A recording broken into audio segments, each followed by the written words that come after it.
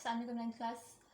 Chapter 7 का आज का टॉपिक है करोजन एंड इट्स प्रिवेंशन। बहुत इंटरेस्टिंग और न्यू टॉपिक है आपके लिए। Page number 128। पहले हम देखते हैं करोजन है क्या चीज़। करोजन जो वर्ड है, it is used for the process of slow eating away of any metal by environment. ठीक है, कोई भी मेटल हो उसका इन्वायरमेंट से एक्सपोजर हो, ठीक है, एयर से एक्सपोजर हो, तो कुछ ही अरसे में हम देखेंगे कि हमें देखने को मिले कि उस एटम की उस मेटल की जो लेयर्स हैं, आउटर सरफेस है, वो ख़राब हो रही है। ठीक है, उसको इन्वायरमेंट ने अटैक किया है, उसको एयर ने अटैक किया है। ठीक, तो उसकी वो layer Aahista Aahista, outer layer फिर इनर लेयर फिर इनर लेयर, वो कॉन्टीन्यूसली एंड स्लोली वो ख़राब होती रहती है। ख़राब होने का मतलब है कि उसके अंदर से एक्चुअली उसके अंदर से, जैसे ये अगर किसी मेटल की लेयर है ना, अपर लेयर, तो क्या होगा, कुछ अरसे में ऐसे ये स्मूथ थी तो ये रफ हो जाएगी। ठीक है, अब रफ होने का क्या मतलब है कि यहाँ से कुछ एटम्स चले गए हैं इसके। ठीक है, इन्वायरमेंट की वजह से यहाँ से कुछ एटम्स मिसिंग हैं, फिर कुछ अरसे में थोड़ी और ऐसे हो जाएगी। ठीक, फिर कुछ अरसे में डिप्रेशन और ज़्यादा हो जाएगा। सही, तो इस तरह इसकी स्मूथ जो सरफेस है वो आहिस्ता आहिस्ता रफ होना शुरू हो जाएगी, उसमें डिप्रेशन आना शुरू हो जाएंगे। क्यों? क्योंकि उसके वहाँ से उस मेटल के एटम्स इन्वायरमेंट के एक्शन की वजह से, एयर के एक्शन की वजह से उस मेटल के एटम्स वहाँ से डिजॉल्व होके निकलते रहेंगे। ठीक है, तो इसीलिए हम इसे slow eating away of metal कह रहे हैं। ठीक है, ईटिंग अवे मतलब इन्वायरमेंट उसके मेटल्स उससे निकाल लेगा, और सॉरी उसके एटम्स उसमें से रिमूव कर लेगा। ठीक है, तो किसी भी मेटल के साथ अगर ये प्रोसेस होता है ऑक्सीजन की वजह से, एयर की वजह से, तो इसे हम कहते हैं कोरोजन। लेकिन अगर हम यही कोरोजन का प्रोसेस आयरन में देखें तो ये बहुत कॉमन हमें नज़र आता है। आयरन को बहुत जल्दी, जो लोहा होता है उसको बहुत जल्दी जंग लग जाता है ना। ठीक है, तो यही corrosion of iron is also called the rusting. Commonly इसको रस्टिंग कहते हैं। अगर आयरन की कोरोजन है तो वो रस्टिंग है, किसी और मेटल की कोरोजन है तो उसे जस्ट कोरोजन ही कहेंगे। ठीक है, तो कोरोजन ऑफ आयरन बहुत कॉमन देखने में आती है। ठीक, और इसकी कुछ कंडीशंस होती हैं, नेसेसरी कंडीशंस होती हैं कोरोजन ऑफ आयरन की। तो वो तो ये है कि सबसे पहले जो एयर है मस्ट बी ह्यूमिड। ठीक है, मीन्स उसमें नमी होनी चाहिए। There should be at least some water molecule, थोड़ा सा वाटर होना चाहिए वहाँ पे अवेलेबल। जो भी आयरन है, आयरन की सरफेस पे वाटर अवेलेबल हो, एक्सेस वाटर नहीं, बेशक एयर में ही जो नमी होती है। ठीक है, एयर शुड बी ह्यूमिड। ठीक, अवेलेबिलिटी ऑफ वाटर होना चाहिए। उसके अलावा access of oxygen in air, air में फ्री ऑक्सीजन होनी चाहिए। ठीक है, उसके अलावा क्या कंडीशन होती है, वैसे तो ये दोनों कंडीशन है तो कोई भी आयरन की सरफेस है तो वो उसमें कोरोजन स्टार्ट हो जाएगी, उसमें रस्टिंग स्टार्ट हो जाएगी। लेकिन रस्टिंग कब फास्ट होगी, जब आयरन की सरफेस पे कुछ डेंट्स होंगे, यानी सरफेस स्मूथ ना हो। ठीक है,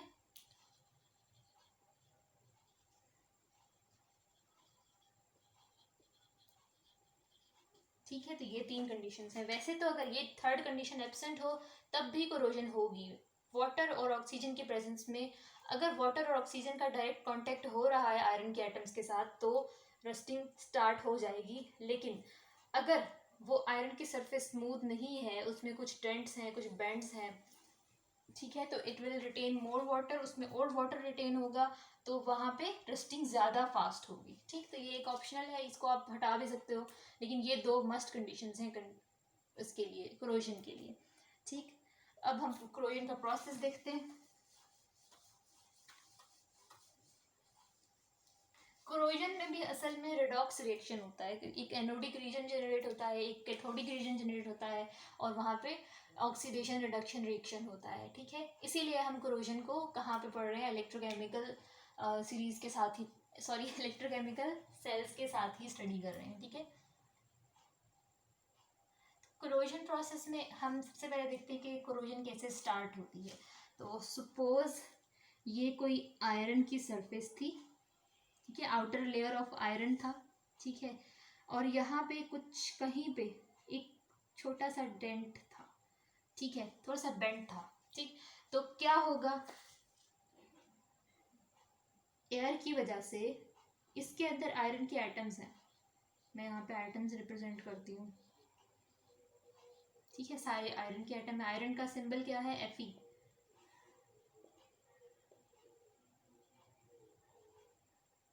मैंने फर्स्ट लेयर मेंशन की है, इसी तरह सेकंड थर्ड बहुत सारी लेयर्स होंगी। तो सपोज ये उसका ये आउटर मोस्ट लेयर है, अपर लेयर है, जहाँ से एयर का कांटेक्ट है, ठीक है, ये सारी एयर है, सही।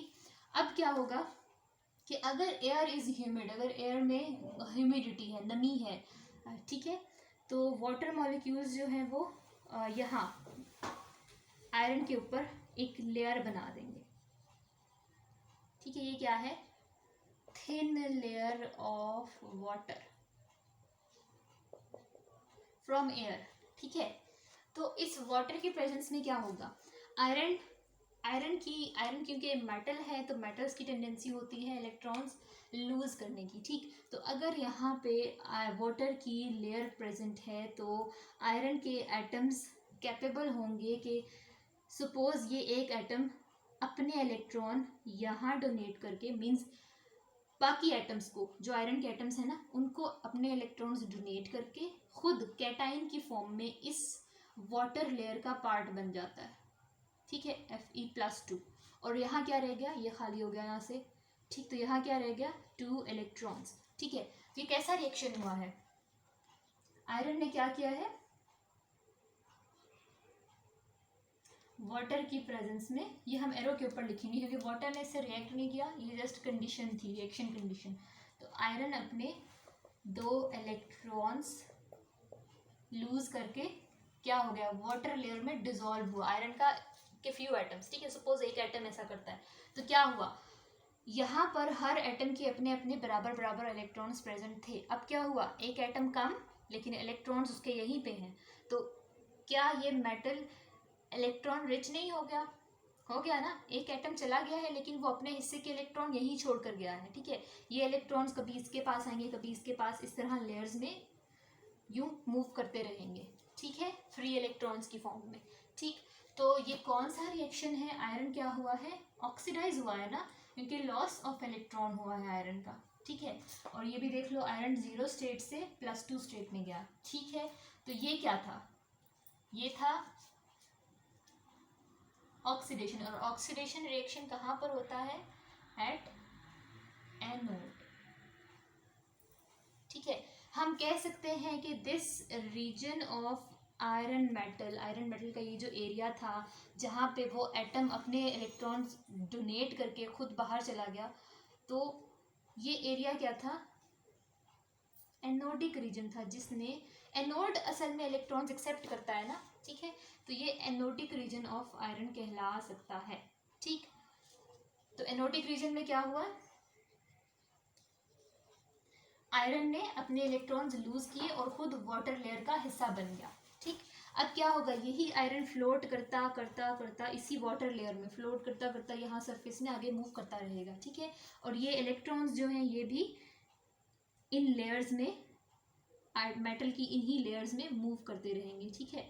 तो वो एरिया जहाँ पर, इस एरिया से थोड़ी सी ज़्यादा फ्री अमाउंट ऑफ ऑक्सीजन है, ठीक है, ऑक्सीजन की अमाउंट कुछ ज़्यादा है, तो उस एरिया पे जाके क्या होगा, oxygen is capable of accepting electrons, ठीक है, ऑक्सीजन इलेक्ट्रॉन एक्सेप्ट करती है, इलेक्ट्रोनेगेटिव नेचर की है, ठीक है। तो ऑक्सीजन इस एरिया में जहाँ ऑक्सीजन ज़्यादा है और आयरन के अंदर क्या है, फ्री इलेक्ट्रॉन्स मूव कर रहे हैं, ठीक है, ये फ्री इलेक्ट्रॉन्स यहाँ आ चुके हैं, ठीक।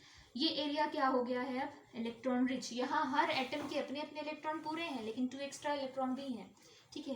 तो it is electron rich area, और इसको हम क्या कह सकते हैं, now it is behaving as cathode, क्योंकि ये इलेक्ट्रॉन रिच है, तो कैथोड हमेशा इलेक्ट्रॉन रिच होता है, ठीक है, ठीक, अब क्या होगा, ऑक्सीजन है इलेक्ट्रॉन एक्सेप्ट करने वाला और एक्सेस इलेक्ट्रॉन भी प्रेजेंट है, तो ऑक्सीजन क्या करेगा इन द प्रेजेंस ऑफ, पहले आप देखो ऑक्सीजन क्या करेगा, यहाँ पर इस लेयर में आएगा, क्योंकि ऑक्सीजन वाटर से वाटर में डिजॉल्व हो सकता है, तो वो वाटर लेयर को क्रॉस करके ये वाले इलेक्ट्रॉन एक्सेप्ट कर सकता है। ठीक है, तो क्या हुआ, ऑक्सीजन ने, मैं यहाँ लिखती हूँ, कैथोडिक रीजन में क्या रिएक्शन हुआ है, O2 गैस +2 इलेक्ट्रॉन्स, और इसके साथ ये जो रिएक्शन होता है कि ऑक्सीजन 2 इलेक्ट्रॉन एक्सेप्ट करेगा, इस चीज़ को कैटलाइज करता है H पॉजिटिव आयन। यहाँ जो वाटर है ना, इस वाटर के अंदर कुछ एसिडिक गैसेस डिजॉल्व हुई हैं, क्योंकि ये एयर से आया है, तो एयर के अंदर बहुत सारी गैसेस होती हैं, ऑक्सीजन भी होती है, नाइट्रोजन भी होती है, कार्बन डाइऑक्साइड भी होती है, तो वो जो एयर के अंदर कार्बन डाइऑक्साइड गैस है ना, वो वाटर के अंदर डिजॉल्व होगी और वाटर के अंदर H पॉजिटिव आयन्स भी प्रेजेंट होंगे। ठीक है, वाटर के अंदर जब कार्बन डाइऑक्साइड डिजॉल्व होगी, तो कार्बन डाइऑक्साइड क्योंकि एसिडिक गैस है, तो आप याद रखो जब भी कोई एसिड कहीं प्रेजेंट होता है तो हम एसिड को कैसे रिप्रेजेंट करते हैं, H पॉजिटिव आयन। ठीक है, तो ऑक्सीजन 2 इलेक्ट्रॉन एक्सेप्ट करेगा with the help of these H positive ions in the water, और फिर क्या होगा, यहाँ पे मजीद वाटर मॉलिक्यूल्स जनरेट होंगे।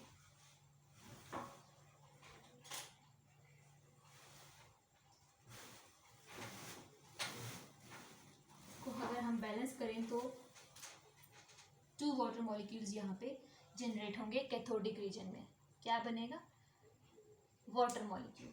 ठीक है, तो ये लिख लिया हमने एनोडिक रिएक्शन, ये लिख लिया हमने कैथोडिक रिएक्शन। कैथोडिक रिएक्शन क्या है, किसी चीज़ ने इलेक्ट्रॉन्स को एक्सेप्ट किया है, तो क्या हुआ है, ये क्या था, ऑक्सीडेशन रिएक्शन, और ये क्या हुआ है, रिडक्शन रिएक्शन। ठीक है, सही। अब हम इसका ओवरऑल रिएक्शन लिखें तो क्या होगा, लेकिन अभी तक रस्ट कहाँ है, वो जो रस्ट ब्राउनिश कलर का कुछ डिपॉजिट हो जाता है आयरन की सरफेस पे जो हमें देखने को मिलता है, वो कहाँ पर है, अभी तक रस्ट बना ही नहीं है। ठीक है, अभी तक तो सिर्फ एनोडिक और कैथोडिक रीजन्स डेवलप हुए हैं, एनोडिक कैथोडिक रिएक्शन स्टार्ट हुआ है। ठीक है, अब होगा क्या, इसी तरह और भी आयरन की एटम्स जो हैं वो अपने इलेक्ट्रॉन्स इस एनोडिक रीजन में, यानी इस एरिया में इस एरिया में यहाँ पर अपने इलेक्ट्रॉन्स डोनेट करके खुद इस वाटर लेयर में Fe पॉजिटिव की फॉर्म में प्रेजेंट निकल जाएंगे। ठीक है, फिर ये जब यही वाला आयरन +2 आयन, अभी तक ये कहीं पे कंज्यूम नहीं हुआ ना, ठीक है, तो ये क्या करेगा, जब यही वाटर में जब ये ऑक्सीजन के साथ मिलेगा तो it will produce the brownish colour oxide of iron, एक ब्राउन से कलर का रस्ट कलर में आयरन का ऑक्साइड प्रोड्यूस हो जाएगा, जो यहीं पे इसी सरफेस पे डिपॉजिट होना शुरू हो जाएगा। ठीक है, ये देखो यही वाले Fe2+2 आयंस, ठीक, plus oxygen and water, air से ऑक्सीजन मिल रही है और यहाँ वाटर में ये खुद डिजोल्व हुआ है, तो क्या होगा, आयरन ऑक्साइड प्रोड्यूस होगा।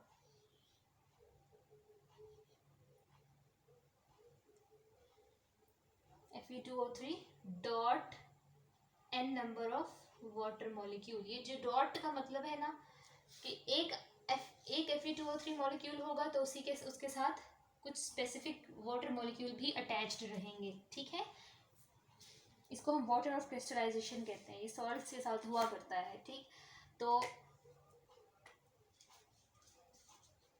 इसके अलावा यहाँ पे मज़ीद H पॉजिटिव आयंस जनरेट होंगे, तो जब ये रिएक्शन की वजह से H पॉजिटिव आयन और जनरेट हो रहे हैं तो वाटर ज़्यादा एसिडिक हो जाएगा, जब एसिडिक होगा तो H पॉजिटिव आयन कहाँ रिक्वायर्ड थे, इस वाले रिएक्शन में ना, तो ये रिएक्शन और ज़्यादा होगा, जब ये ज़्यादा होगा तो यहाँ से और ज़्यादा आयरन के आयंस डिजॉल्व होंगे। ठीक है, और ज़्यादा आयरन के आयन डिजॉल्व होंगे, सपोज ये वाला भी डिजॉल्व हो गया तो क्या हो गया, यहाँ डिप्रेशन नहीं आ गया, ये दोनों ख़त्म हो गए ना एटम्स यहाँ से, सही, तो आयरन की लेयर इतनी सारी अंदर चली गई है, ये सारा वाटर फिल हो गया इसमें।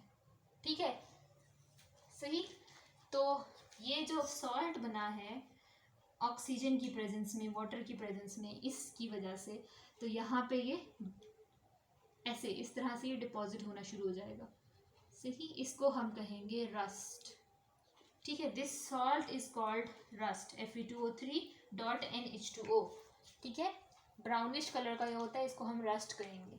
ठीक, हो क्या रहा है, जो स्मूथ लेयर थी आयरन की, उसमें से आयरन के एटम्स वाटर में डिजॉल्व हो रहे हैं और फिर क्या हो रहे हैं, ऑक्सीजन और वाटर से रिएक्ट करके रस्ट की फॉर्म में वहीं थोड़ा सा दूर जाके आयरन की सरफेस के ऊपर ही डिपॉजिट हो रहे हैं। ठीक है, और ये फिर एक कॉन्टिन्यूस प्रोसेस स्टार्ट हो जाता है, क्योंकि एयर में ऑक्सीजन भी प्रेजेंट है, वाटर भी प्रेजेंट है। ठीक है, तो इसी तरह ये प्रोसेस लगातार होता रहता है, एक के बाद एक आयरन के एटम्स निकलते रहेंगे, यहाँ पे डिप्रेशन मज़ीद गहरा होता जाएगा। ठीक, और एट द एंड क्या होगा, जो भी हमारा ये जो मेटल था इसका पीस खराब हो चुका होगा, ये हमारे काम का नहीं रहेगा, ये ब्रेक हो सकता है। ठीक है, अब हम इसका अगर एनोडिक और कैथोडिक रिएक्शन का अगर हम ओवरऑल रिएक्शन देखें तो वो क्या है, ये तो थी रस्ट फॉर्मेशन, तो हम इन दोनों का अगर ओवरऑल रिएक्शन देखें तो क्या है, आयरन एंड ऑक्सीजन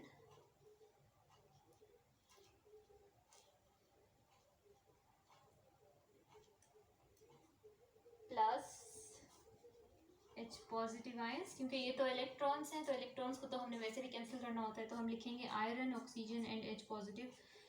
जब आयरन को फ्री ऑक्सीजन अवेलेबल होती है और H पॉजिटिव आयंस अवेलेबल होते हैं वाटर में डिजॉल्व हुए हुए, ठीक है, तो क्या होता है, आयरन +2 फॉर्म में आ जाएगा। ठीक है, प्लस ऑक्सीजन से क्या होगा, वाटर बनेगा। ठीक है, ये है ओवरऑल रिएक्शन।